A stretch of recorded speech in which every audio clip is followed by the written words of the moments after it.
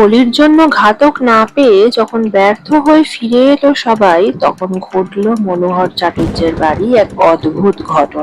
চলো শুনে নেওয়া যাক কি হলো সেই রাতে। কে একজন বললে, লোক দৌড়ালো তার কাছে। লালু ঘুম ভেঙে উঠে বসলো, বললে, না না কি গো, দেবীর পুজোয় ব্যাঘাত ঘটলে সর্বনাশ হবে যে। লালু বললে, হয় ওকে, ছোটবেলায়ও কাজ করেছি, কিন্তু এখন আর করবো না। যারা ডাকতে এসেছিল তারা মাথা কুটতে লাগলো। আর 10-15 মিনিট মাত্র সময়, তারপরে সব নষ্ট, সব শেষ। তখন মহাকালীর কোপে কেউ বাঁচবে না। লালুর বাবা এসে আদেশ দিলেন যেতে। বললেন, ওরা নিরুপায় হয়ে এসেছে, না গেলে অন্যায় হবে, তুমি যাও। সে আদেশ অমান্য করার সাধ্য লালুর নেই। লালুকে দেখে চাটুর্যে মশাইয়ের ভাবনা ঘুচলো।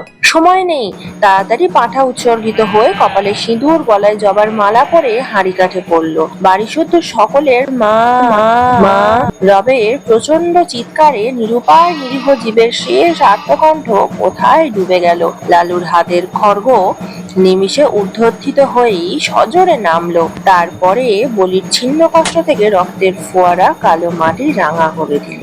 লালুর ক্ষণকাল চোখ বুজে রইল। ক্রমশ ঢাক, ঢোল, কাঁসির সংমিশ্রণে বলির বিরাট বাজনা থেমে এলো। যে পাঁঠাটা অদূরে দাঁড়িয়ে কাঁপছিল, আবার তার কপালে চড়ল সিঁদুর, গলায় দুলল রাঙা মালা। আবার সেই হাড়ি কাঠ, সেই ভয়ঙ্কর অস্থিম আবেদন, সেই বহু কণ্ঠের সম্মিলিত মা মা ধ্বনি। আবার লালুর রক্তমাখা খাঁড়া উপরে উঠে চোখের পলকে নিচে নেমে এলো। পশুর দ্বিখণ্ডিত দেহটা ভূমিতলে বার কয়েক হাত পা আছড়ে কি জানি কাকে শেষ নালিশ জানিয়ে ছিন্ন হলো। তার কাটা গলার রক্তধারা রাঙামাটি আরো খানিকটা রাঙিয়ে দিল। ঢুলিরা উন্মাদের মতন ঢোল বাজাচ্ছে। উঠানে ভিড় করে দাঁড়িয়ে বহু লোকের বহু প্রকারের কোলাহল। সুমুখের বারান্দায় কার্পেটের আসনে বসে মনোহর চাটুর্যের মুদ্রিত নেত্রে ইষ্টনাম জপে রত অকস্মাৎ লালু ভয়ঙ্কর একটা হুঙ্কার দিয়ে উঠল। সমস্ত সারা শব্দ গেল থেমে। সবাই বিস্ময়ে স্তব্ধ। ই আবার কি? লালুর অসম্ভব বিস্ফোরিত চোখের তারা দুটো যেন ঘুরছে। চেঁচিয়ে বললে, বাড়ির কে একজন ভয়ে ভয়ে জবাব দিলে, আর তো পাঠারে, আমাদের শুধু দুটো পায়েই বলি হয়। লালু তার হাতের রক্তমাখা খাঁড়াটা মাথার উপর বার দিয়ে ঘুরিয়ে ভীষণ কর্কশ কণ্ঠে গর্জন করে উঠল, নেই কথা, সে হবে না, আমার খুন চেপে গেছে, দাও কথা, নইলে আজ আমি যাকে পাবো বড় বলি দেব। মা মা জয় কাল। বলেই একটা মস্ত লাফ দিয়ে সে হাড়ি কাঠের এদিক থেকে ওদিক গিয়ে পড়লো। খাঁড়া তখন বন বন করে ঘুরছে। তখন যে কাণ্ড ঘটলো ভাষায় বর্ণনা করা যায় না। সবাই একসঙ্গে ছুটলো সদর দরজার দিকে, পাছে লালু ধরে ফেলে। পালাবার চেষ্টায় বিষম ঠেলাঠেলি হুড়োমুড়িতে সেখানে যেন দক্ষযজ্ঞ ব্যাপার বেঁধে গেল। কেউ পড়েছে গড়িয়ে, কেউ হামাগুড়ি দিয়ে কারোর পায়ের ফাঁকের মধ্যে দিয়ে মাথা গলিয়ে বেরোবার চেষ্টা করছে, কারোর গলা কারোর বগলের চাপের মধ্যে পড়ে দম আটকাবার মতো হয়েছে। একজন আরেকজনের ঘাড়ের উপর দিয়ে পালাবার চেষ্টা, ভিড়ের মধ্যে মুখ থুবড়ে পড়ছে। কিন্তু এসব মাত্র মুহূর্তের জন্য, তারপরেই সমস্ত ফাঁকা। লালু গর্জে উঠল, মনোহর চাটুর্য কই? পুরুতটা গেল কোথায়? পুরুত রোগা লোক। সে গন্ডগোলের সুযোগে আগেই গিয়ে লুকিয়েছে প্রতিমার আড়ালে। গুরুদেব কুশাসনে বসে চণ্ডীপাঠ করছিলেন। তাড়াতাড়ি উঠে ঠাকুর দালানের একটা মোটা থামের পিছনে গা ঢাকা দিয়েছেন। কিন্তু বিপুলায়তন দেহ নিয়ে মনোহরের পক্ষে ছোটা খুব কঠিন। লালু এগিয়ে বাঁ হাতে তার একটা হাত চেপে ধরলে, বললে, চলো, হাঁড়ি কাঠি দিয়ে গলা দেবে। একে তার বজ্রমুষ্টি, তাতে ডান হাতে খাঁড়া। ভয় চাটুর্যের প্রাণ উড়ে গেল। কাঁদো কাঁদো গলায় মিনতি করতে লাগলেন, লালু, স্থির হয়েছে দেখো, আমি পাঠা নই, আমি মানুষ। আমি সম্পর্কে তোমার জ্যাঠা মশাই হই বাবা। তোমার বাবা আমার ছোট ভাইয়ের মতো। সে জানি নে, আমার খুন চেপেছে, চলো তোমাকে বলি দেবো।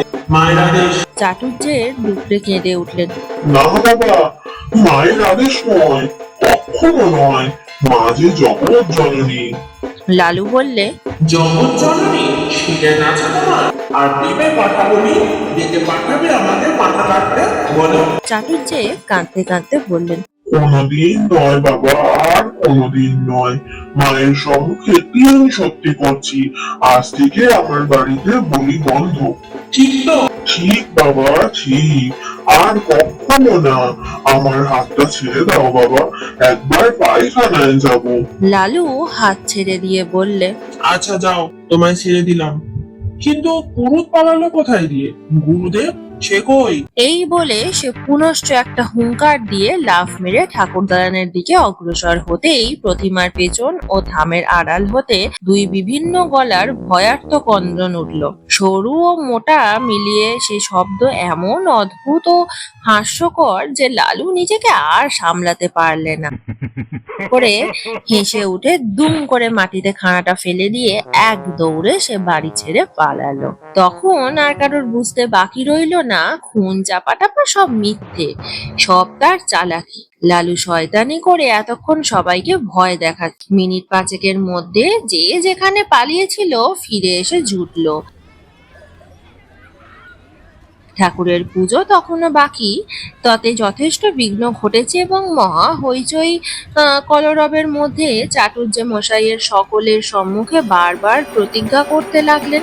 ওই বজ্জাত ছোড়াটাকে যদি না কাল সকালেই ওর বাপকে দিয়ে 50টি জুতো খাওয়াই, তো আমার নাম মনোহর চাটুর্য নয়। কিন্তু জুতো তাকে খেতে হয়নি। ভোরে উঠেই সে যে কোথায় পালালো, 7-8 দিন কেউ তার খোঁজ পেলে না। দিন 7 পরে একদিন অন্ধকারে লুকিয়ে মনোহর চাটুর্যের বাড়িতে ঢুকে তার ক্ষমা এবং পায়ের ধুলো নিয়ে সে যাত্রায় বাপের ক্রোধ থেকে নিস্তার পেলে। কিন্তু সে যাই হোক, দেবতার সামনে সত্য করেছিলেন বলে চাটুর্যে বাড়ির কালী পুজোয় তখন থেকে পাঁঠা বলি উঠে গেল। আজকের এই গল্পটা যদি তোমার মনের কোনো পুরনো দরজা খুলে দেয়, তাহলে মনের মেমোরি লেনে আবার দেখা হবে। আর গল্পটা যদি তোমার ভালো লেগে থাকে, তাহলে এই পথ চলার সঙ্গী হয়ে থেকো।